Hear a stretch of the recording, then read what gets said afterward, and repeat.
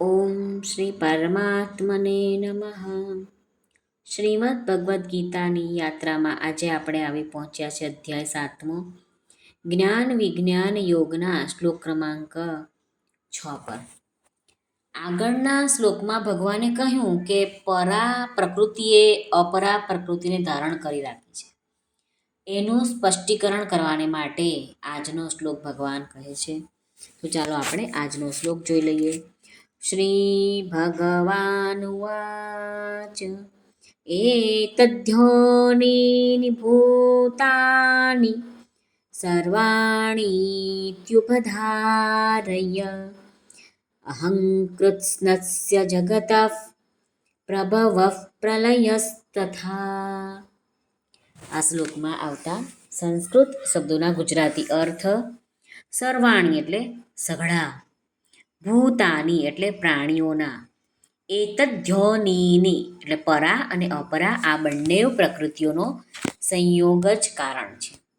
ઇતિ એટલે એવું, ઉપધારય એટલે કે તું સમજ, અહમ એટલે હું, કૃત્સ્નસ્ય એટલે આખાય, જગત એટલે જગતનો, પ્રભવ એટલે પ્રભવ છું, તથા એટલે તેમજ, પ્રલય એટલે પ્રલય છું.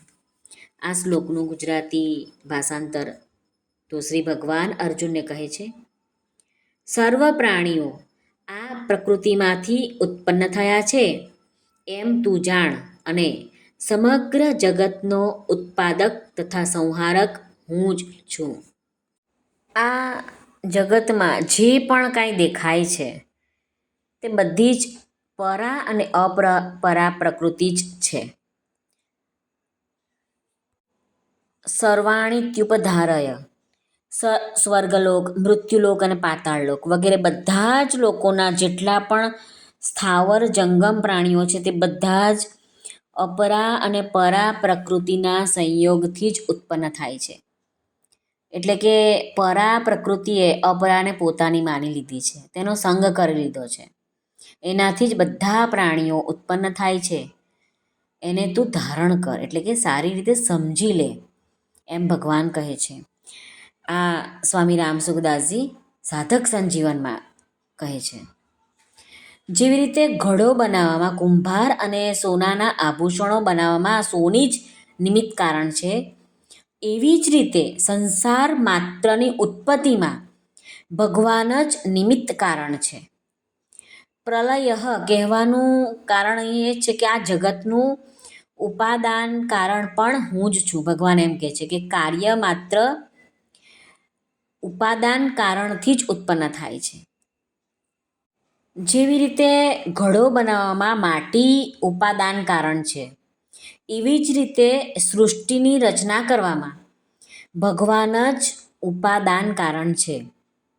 જેવી રીતે ઘડો માટીથી જ પેદા થાય છે, માટી રૂપે જ રહે છે અને અંતે તૂટીને ઘસાતા ઘસાતા માટી જ બની જાય છે. અને જેવી રીતે સોનાના આભૂષણો સોનામાંથી જ ઉત્પન્ન થાય છે, સોના રૂપે જ રહે છે અને અંતમાં સોનું જ રહી જાય છે, એવી જ રીતે આ સંસાર ભગવાનથી જ ઉત્પન્ન થાય છે, ભગવાનમાં જ રહે છે અને અંતમાં ભગવાનમાં જ લીન થઈ જાય છે. એવું જાણવું એ જ જ્ઞાન છે. સર્વ કંઈ ભગવત સ્વરૂપ જ છે અને ભગવાન સિવાય બીજું કશું જ છે નહીં એવો અનુભવ થઈ જવો એ વિજ્ઞાન છે.